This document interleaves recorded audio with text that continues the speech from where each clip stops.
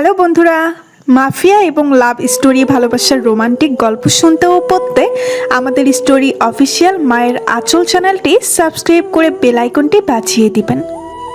আমাদের চ্যানেলটি সাবস্ক্রাইব করে আমাদের পাশে থাকবেন। ভিডিওটি ভালো লাগলে সবাই একটা লাইক দিয়ে ভিডিওটি সবার মাঝে শেয়ার করে দিবেন। আশা করি গল্পটি সবারই ভালো লাগবে। শুনতে থাকুন, সঙ্গে রাখুন। ঈশাকে ডেকে পাঠালেন খান সাহেব। তিনি ঈশার মুখ থেকে শুনতে চান ঈশার কি মত। যদি ঈশা তুর্যকে মাফ করতে পারে তবে তিনি তুর্যকে আরেকটা সুযোগ দেওয়ার কথা ভাবছেন। যদি ঈশা না করে তবে নাই। ঈশানী, তুর্যকে কি তুমি ক্ষমা করতে চাও? তোমার মন কি বলে? নানাজানের প্রশ্নে ঈশা ভাবনায় তলিয়ে গেল।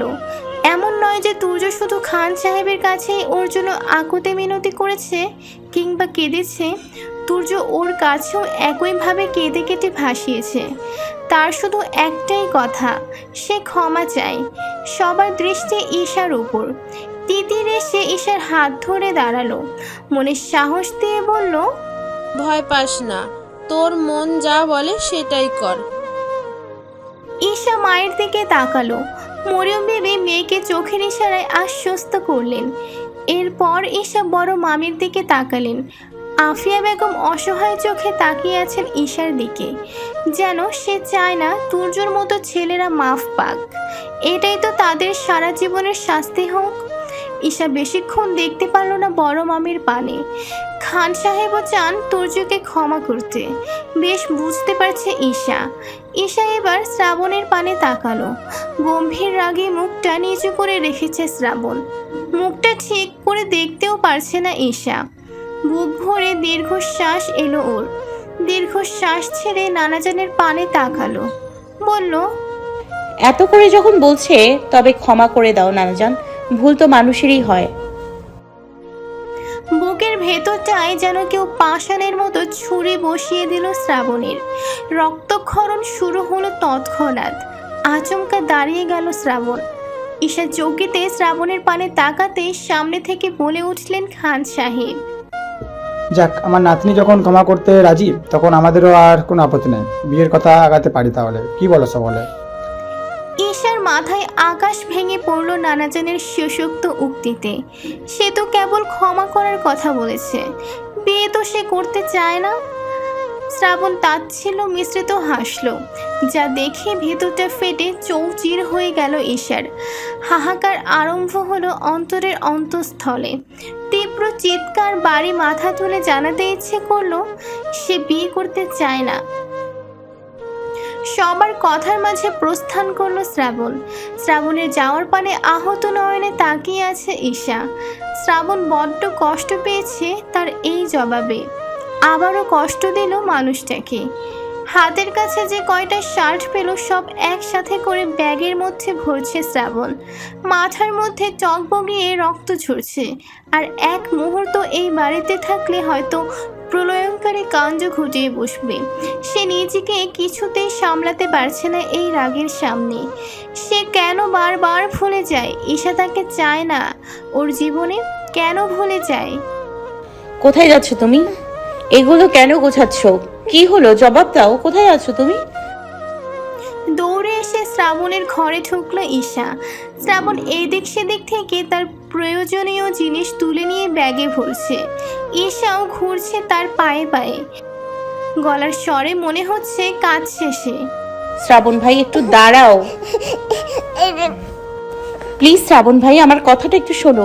আপন মনে আছে তার রুমে, সে ছাড়া আদৌ কে আছে কিনা তার হাব ভাবে একদম বোঝার উপায় নেই।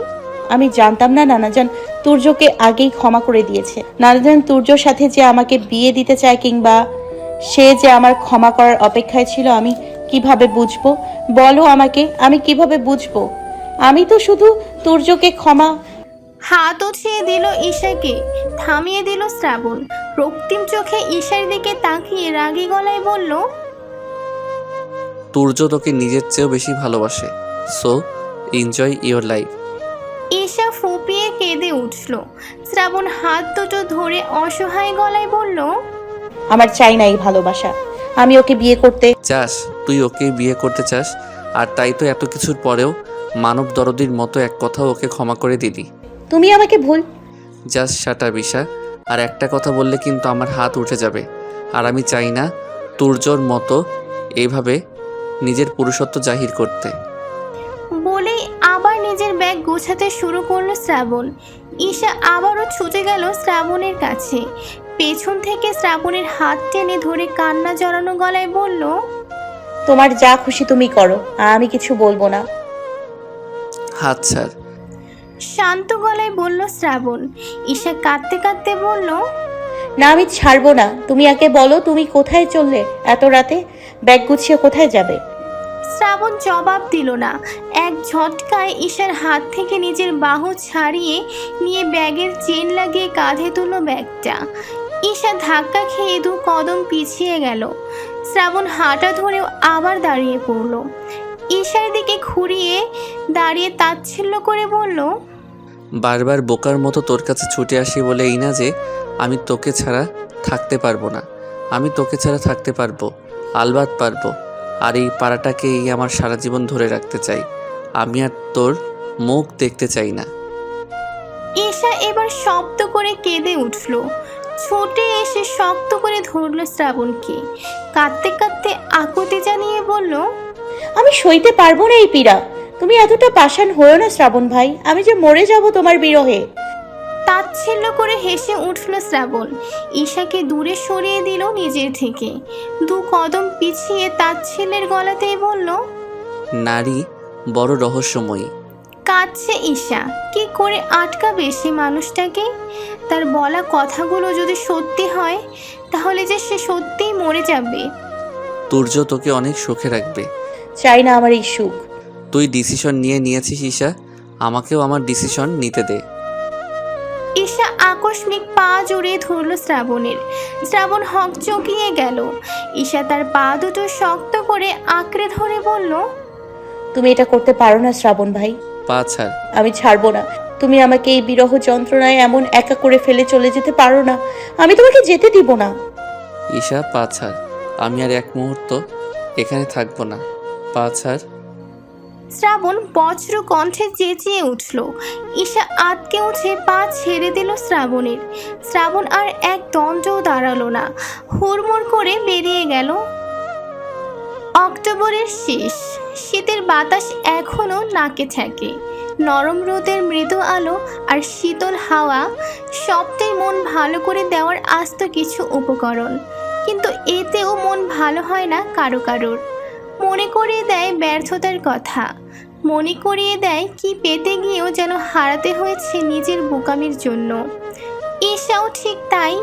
নিজের বোকামির ফলে আবারও কতটা দূরত্ব হয়ে গেছে শ্রাবণের থেকে।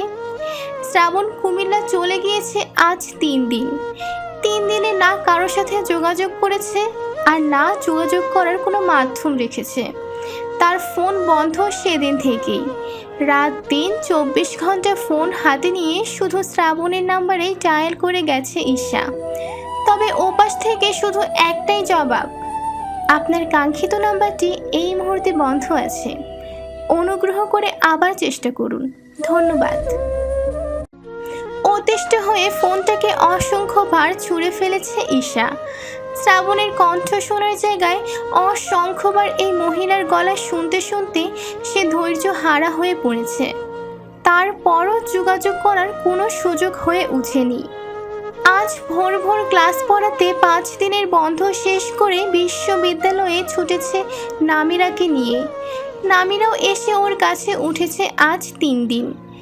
শ্রাবণ আর ঈশার ব্যাপারে সবটাই সে জানে, তবে এই জানার কোনো মূল্য নেই, কারণ এই সমস্যা থেকে উত্তীর্ণ হওয়ার জন্য বিশেষ সমাধান দিতে পারছে না ঈশাকে। কি রে, কোন দুনিয়ায় ডুবে আছিস? কলম দিয়ে খোঁচা মেরে ঈশাকে বর্তমানে ফিরিয়ে আনলো নামিরা। ঈশা চমকে উঠে আশেপাশে তাকে সশব্দে বলে উঠল, yes present sir. Economics class চলছে। ইকোনমিক্সের টিচার পারভেজ সাহেব মোটা চশমার উপর থেকে তীক্ষ্ণ দৃষ্টিতে তাকালেন ঈশার পানে। নামিরা কপাল চেপে ধরল। আশেপাশের স্টুডেন্টরা কেউ কেউ মুখ চেপে হেসে দিল। পারভেজ সাহেব ঈশার প্রতি ক্ষিপ্র হয়ে বললেন, ঈশা বোকার ন্যায় কতক্ষণ তাকিয়ে থেকে মাথার চুলকে নামিরার পানে তাকালো, তবে এতেই যেন তার কাছে সব ক্লিয়ার হলো। সঙ্গে সঙ্গে জিভ কেটে পুনরায় মাথা চুলকাতে চুলকাতে স্যারের দিকে তাকিয়ে বলল, সরি স্যার। পারভেজ সাহেব আর মনোযোগ দিল না এদিকে, তিনি পুনরায় পড়ানো শুরু করলেন।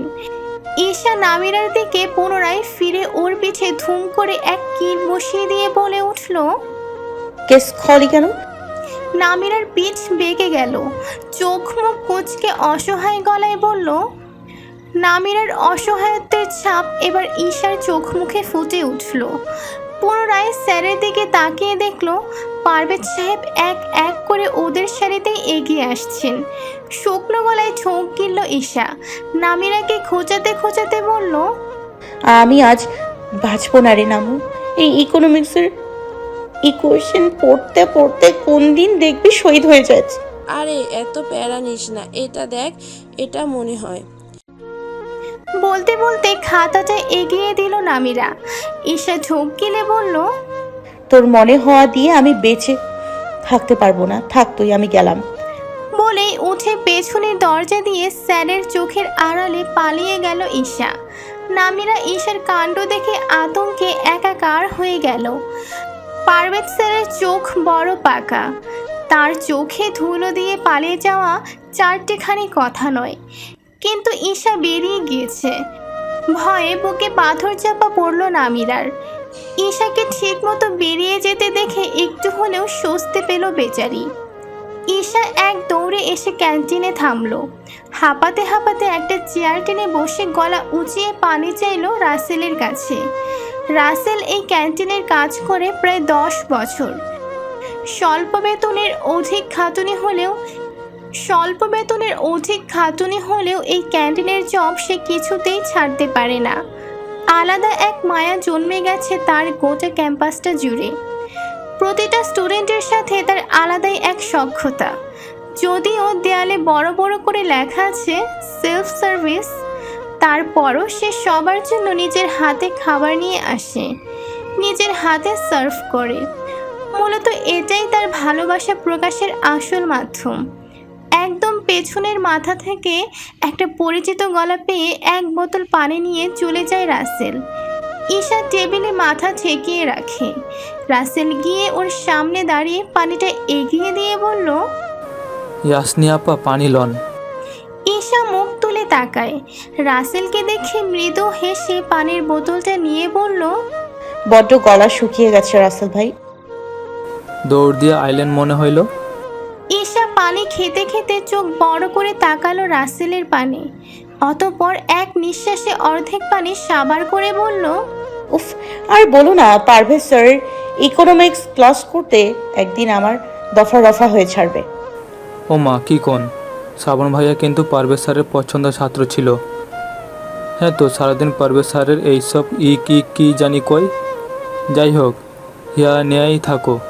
পারভেজ স্যারও অনেক খুশি হওয়া যাইতো এর উপর। শ্রাবণের কথা শুনে মনটা একটু খারাপ হয়ে গেল ঈশার, তবে সেটা নিয়ে বিশেষ না ভেবে রাসেলের উদ্দেশ্যে বলল, শ্রাবণ ভাই তো শ্রাবণ ভাই, তাকে নিয়ে বিশেষ কিছু বলার নেই। হ্যাঁ, তা ঠিকই। তা আপনি কিছু খাইবেন? সিঙ্গাড়া দিমু? না গো, নামুকে একা ফেলে এসছি বাঘের গুহায়, আর এখন যদি ওকে ছাড়া সিঙ্গারাও খেয়ে ফেলি তবে আমার গর্দান নেবে ও। ঈশার কথা বলার ভঙ্গিমা দেখে হো হো করে হেসে উঠল রাসেল। মাথা দুলিয়ে বলল, আচ্ছা, তাহলে নামেরা আপা আসুক। হ্যাঁ, আসুক। চলে গেল রাসেল। ঈশা দেয়ালে পিঠ ঠেকিয়ে বসে ফোনটা বের করে হাতে নিল। এক হাতে বাকি পানিরটুকু খেতে খেতে অন্য হাতে শ্রাবণের নাম্বারটা ডায়াল করলো। কিছু না ভেবে কল লাগিয়ে দিল। কয়েক সেকেন্ড পার হতে সেই ভদ্রমহিলা বলে উঠল। ফোনটা কান থেকে নামিয়ে দীর্ঘ শ্বাস ছাড়ল ঈশা। ক্যান্টিন এখনও পুরোই খালি। ক্লাস টাইমে হাতে গোনা কয়েকজন ছাড়া ক্যান্টিনে তেমন লোক সমাগম দেখা যায় না। এরকম একটা সময়েরই সুযোগ খুঁজছিল তুর্য। আশেপাশে ভালো করে পরখ করে তবেই ঢুকলো ক্যান্টিনে। ঈশার সাথে সামনাসামনি কথা বলবে বলে সে সকাল থেকে ক্যাম্পাসের মাঝে অপেক্ষা করছে সে। আর এখন প্রায় দুপুর। এতক্ষণ ওয়েট করেও ঈশার সাথে দেখা হওয়ার আশাটা একদম শূন্য ছিল। তবে ভাগ্য তার সহায় হলো। হঠাৎই দূর থেকে দেখতে পেল ঈশাকে। ক্লাস থেকে বের হয়ে দৌড়ে যাচ্ছে ক্যান্টিনের দিকে। সে আর দেরি করলো না। ঈশার সাথে জনমানবহীন জায়গায় কথা বলতে চায় সে।